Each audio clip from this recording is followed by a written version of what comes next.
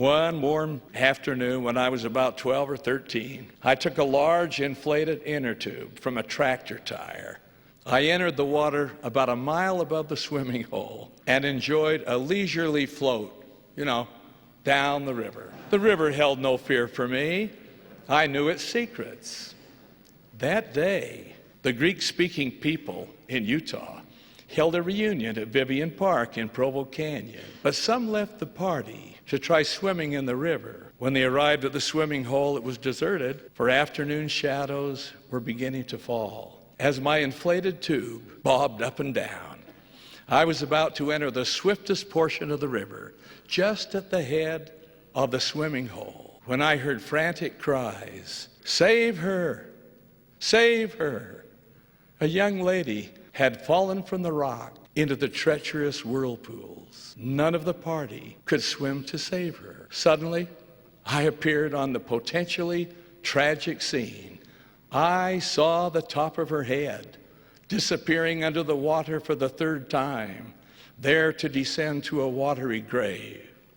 I stretched forth my hand, grasped her hair, and lifted her over the side of the tube and into my arms.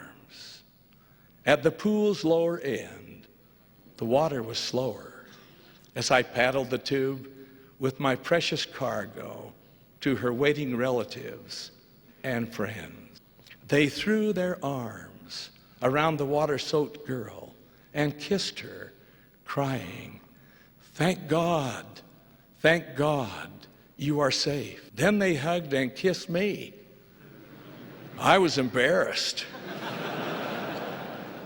Quickly returned to the tube and continued my float down to the Vivian Park Bridge.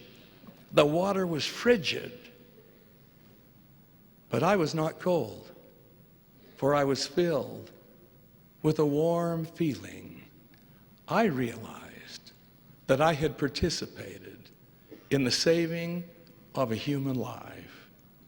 Heavenly Father had heard the cries, "Save her, save her," and permitted me, a deacon, to float by at precisely the time I was needed. That day, I learned that the sweetest feeling in mortality is to realize that God, our Heavenly Father, knows each one of us and generously permits us to see and to share His divine power to save.